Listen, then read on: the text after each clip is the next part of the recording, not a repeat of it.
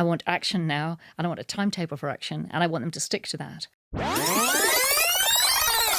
Emma Dent Coad joins me now in the Today podcast studio. No longer the Member of Parliament. She lost her seat in 2019, but stayed on Kensington and Chelsea Council, where she's been for 18 years, where she now sits as an independent councillor, having resigned her membership of Labour last year after the party blocked her from standing for her old seat in Parliament. Emma, this morning, the morning it was published, you had the privilege of seeing the report before others, sitting in a room in Whitehall, reading it. Yeah.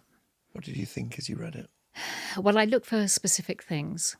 And it was really, I was looking, as I'm still on the council, for what the council did and didn't do, and what the TMO did and didn't do. It's the tenant management organisation. And tenant management organisation, yeah. And also some of the cladding firms, and I'm just refreshing myself about all the tricks they played on people, which they did.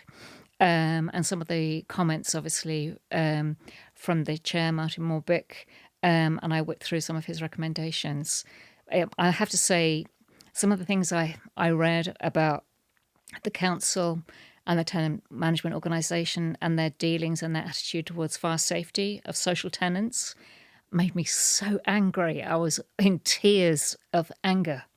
And I knew a lot of it, but I didn't know how bad it was. And reading the words that they'd written and the excuses they'd made and the things that they hadn't expressed or shared, reports about fires and so on that had happened, I was absolutely shocked. I didn't think I was shockable anymore for things that had happened around that fire, but I was shocked. Forgive me, do you mean you were literally in tears? I was in tears this morning, reading about what some of the people had said and done around. I mean, there was a fire in my ward in 2015, and there'd been a fire deficiency notice a few weeks before, and that hadn't been shared with the board of the tenant management organisation. They didn't know it was happening, and then the chief exec had also kept it quiet. So all these things that they weren't sharing with the council, they weren't sharing with the board, things which should have been addressed, and their very lackadaisical attitude towards fire safety. And seeing it all there in black and white and quite how bad it was, and what they'd concealed deliberately. And the chair is very clear that he said it was deliberate, a deliberate concealment. That is really shocking. That's what shocked me, actually. Today is a long-awaited day of truth, but it must now lead to a day of justice. Yes. Justice for the victims and the families of Grenfell. Justice.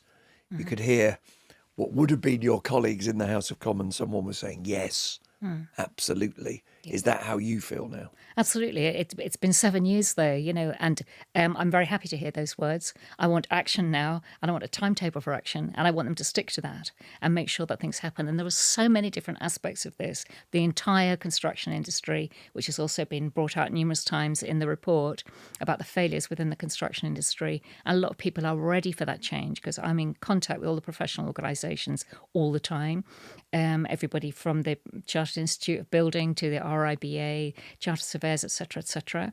I talk to all of them regularly and keep up with what they're doing. They need to work together with Parliament, with Westminster, to make this happen. Well, let's start with that, and then we'll come to the criminal justice process, and what the victims, the survivors, want to see happen.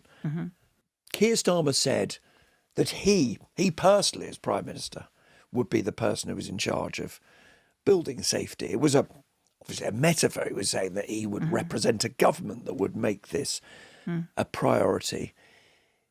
People say that on days like this. Do you think it'll happen?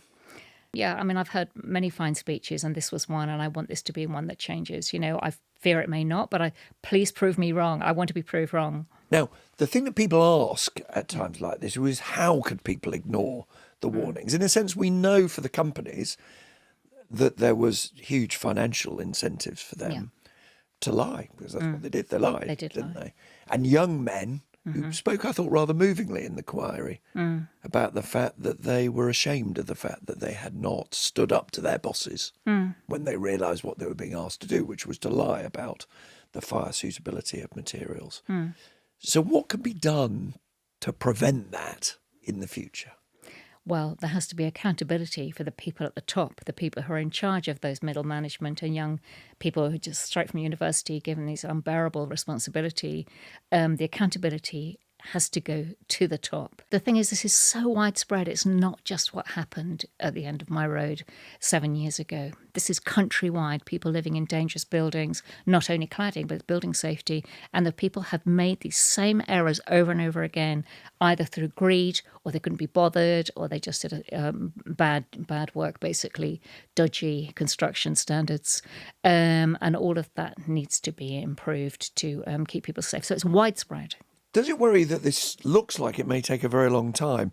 We heard from the Metropolitan Police that they don't think they'll be able to charge anyone until the end, not of next year, but the year after, 2026.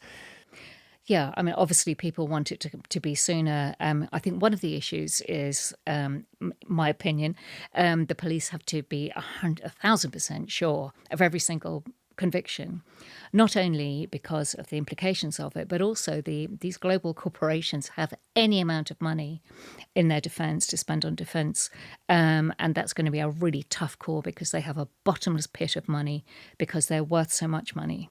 And when you remember back to that morning, do you think we will see justice for the victims, the survivors of Grenfell? Some people won't see it as justice, but there will be justice of a kind. There has to be. There has to be.